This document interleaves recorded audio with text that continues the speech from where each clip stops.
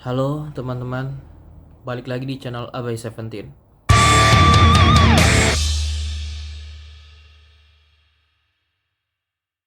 Di video kali ini, gua mau ngobrol santai aja, tanpa skrip. Tapi sebelumnya, gua mau mengucapkan Inna lillahi wa inna ilaihi roji'un. Lagi-lagi, karena ada yang mati di negeri ini, yaitu hukumnya. Sebenarnya hukumnya tidak mati, tapi yang mati adalah hukum yang adil.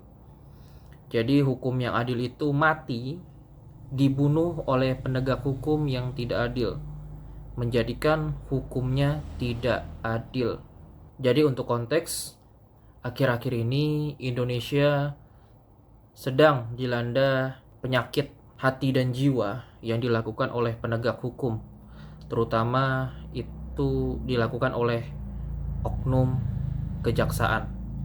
Yang mana oknum kejaksaan ini saking bodohnya, saking tololnya, saking gobloknya, saking begonya, dia mempermainkan kita semua, rakyat Indonesia yang cerdas-cerdas. Mereka merasa, mereka ya, jadi ini oknum di kejaksaannya bukan cuma satu. Mereka menganggap kita itu tidak ngerti hukum. Padahal sedikit banyak kita tahu. Dan alhamdulillah banyak influencer yang cerdas, yang mereka tuh mau speak up, mau ngomong, mau meneliti soal ini. Sekarang Bang Ibam sudah divonis dan Pak Nadiem sudah dituntut, dan itu nggak main-main tuntutannya. Oke, untuk yang belum ngerti jalannya kasus ini, tenang saja. Bang Ferry Irwandi itu sudah memberikan komentarnya, memberikan ulasannya tentang kasus-kasus ini, dan dia memberikannya dengan bahasa yang mudah dimengerti. Jadi silakan buat yang belum tahu tentang perkara ini, melipir dulu ke videonya Bang Ferry. Oke, jadi itulah betapa masih banyaknya oknum-oknum jahat. Sekali lagi, jahat dan buruk, bodoh, tolol, bego yang ada di kejaksaan. Itu jahatnya bukan main. Dan gue di sini ada dua peringatan. Peringatan yang pertama untuk kita semua, warga Indonesia yang cerdas, yang mau belajar, yang sudah bersekolah, yang sudah berkuliah, lulus, lalu pengen berkontribusi untuk negara ini. Stop dulu. Jangan. Apakah Anda pengen seperti Pak Nadiem dan Bang Ibam? Begitu juga Pak Tom Lembong. Beberapa orang cerdas yang ada di negeri ini itu difitnah dan dipermainkan seolah-olah mereka penjahat.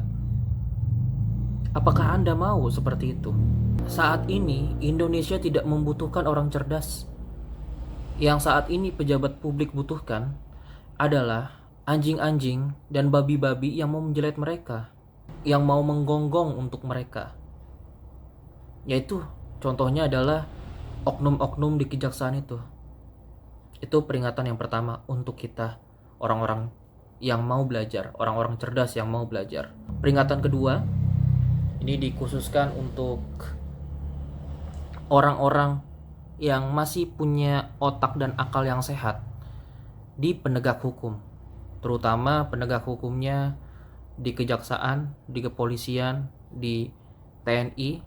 Untuk kalian yang masih sehat akalnya dan tahu siapa aja anjing dan babi yang bermasalah di instansi kalian, di lembaga kalian, tolong kasih tahu bukti-buktinya ke kami, ke media-media terpercaya.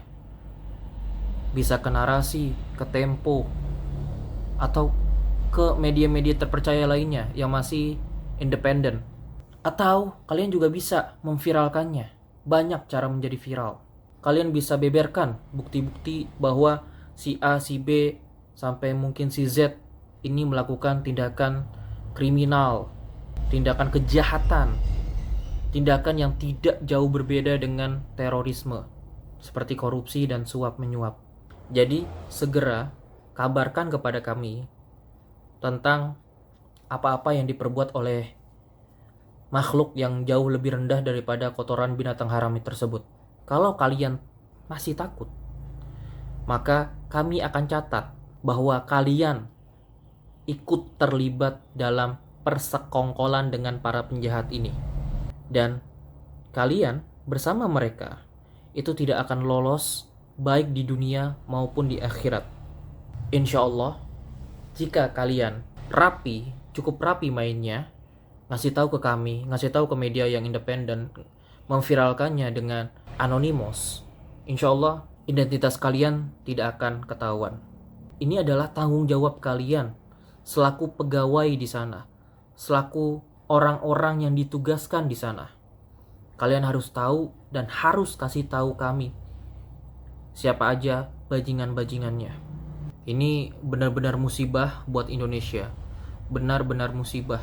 Kalau ini dibiarkan, teman-teman, maka orang-orang cerdas, orang-orang yang punya keahlian ini akan ogah membantu pemerintah, membantu pejabat publik, karena mereka pasti khawatir akan menjadi bagian dari orang yang difitnah, orang yang menjadi korban penyalahgunaan kekuasaan.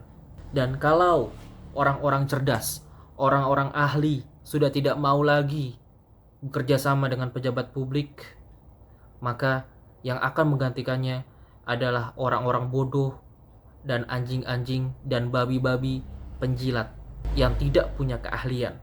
Kalau sudah seperti itu, maka KKN, korupsi, kolusi, nepotisme itu akan makin lagi menjarah Indonesia. Akan melingkupi seluruh Indonesia. Dan itulah mengapa kita harus speak up.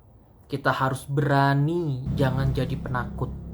Dan kalau mereka makin banyak korupsi, maka kita semua tanpa terkecuali akan merasakan dampak buruknya langsung ataupun tidak langsung. Jadi peristiwa ini, kasus yang sangat janggal ini dapat berpengaruh kepada kehidupan kita, terutama kita sebagai WNI. Baik, untuk penutup teman-teman, kita sudah berusaha, kami sudah membuat awareness kepada teman-teman semua. Mudah-mudahan teman-teman makin sadar, makin berani speak up, berani ngomong, berani menentang penjajahan yang dilakukan oleh bangsa sendiri. Dan untuk itu, di penutup video ini, mari kita berdoa. Selain kita ikhtiar, mari kita berdoa. Dan jangan khawatir tidak diterima. Teman-teman, Fir'aun di zaman Nabi Musa, Abu Jahal di zaman Nabi Muhammad SAW, kalau mereka dizolimi, lalu mereka berdoa kepada Allah, maka doa mereka akan terkabul. Itu sejahat-jahatnya mereka, seburuk-buruknya mereka, sezolim-zolimnya mereka aja, kalau mereka berdoa kepada Allah, apabila dizolimi, maka doa mereka akan terkabul. Siapa di sini yang berani mengaku Tuhan? Siapa di sini yang berani memerangi Allah dan Rasul-Nya?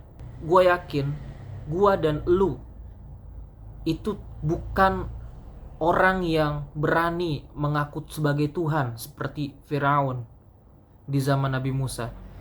Gue yakin kita itu bukan seorang bajingan yang berani-beraninya memerangi Allah dan Rasul-Nya. Maka dari itu teman-teman, yang pertama kita latunkan Al-Fatihah, selanjutnya mari kita doakan supaya orang-orang zolim itu, orang-orang jahat itu, Allah berikan hidayah kepada mereka dan mereka mau bertaubat kepada Allah dan minta maaf kepada seluruh rakyat Indonesia. Namun apabila mereka tidak mau, maka biarkan Allah yang akan menghukum mereka, baik di dunia maupun di akhirat. Al-Fatihah. A'udzu billahi minasyaitonir rajim. Bismillahirrahmanirrahim. Alhamdulillahi rabbil alamin. Ar-Rahmanir-Rahim. Maliki yaumiddin. Iyyaka na'budu wa iyyaka nasta'in. Ihdinas siratal mustaqim. Siratal ladzina an'amta 'alaihim ghairil maghdubi 'alaihim waladdallin. Amin. Ya Allah, berikanlah hidayahmu, berikanlah bimbinganmu kepada orang-orang yang zalim itu, orang-orang yang menyalahgunakan kekuasaan, terutama di kejaksaan, di kepolisian, di kemiliteran, supaya mereka mau bertaubat kepadamu, meminta maaf kepada seluruh rakyat Indonesia, dan mau mempertanggungjawabkan kezolimannya. Apabila mereka menolak hidayah darimu, bimbingan darimu, kami mohon ya Allah, Engkaulah yang Maha Kuasa, Engkaulah yang menguasai segala nyawa, dan Engkaulah sebaik-baik dan seadil-adil pemberi hukuman. Ya Allah, lindungi kami dari pejabat publik yang bodoh, dari pejabat publik yang serakah, dari pejabat publik yang nirempati. Berikanlah kepada kami pejabat publik yang cerdas, yang punya empati, yang ahli, yang tidak rakus, dan menggunakan jabatannya untuk kemaslahatan umat dan bangsa serta negara. Ya Allah, ini adalah doa kami yang kami merasa terzolimi. Sesungguhnya Engkaulah yang Maha mendengar lagi Maha mengetahui. Amin. Baik, terima kasih teman-teman. Terima kasih doanya, terima kasih ikhtiarnya. Sekarang tinggal kita tawakal. Sabar itu adalah doa, ikhtiar, dan tawakal. Jadi insya Allah kita sudah tergolong sabar. Terima kasih buat yang sudah subscribe, like, comment, dan share. Itu aja dari gua Abai 17, dan ayo revolusi.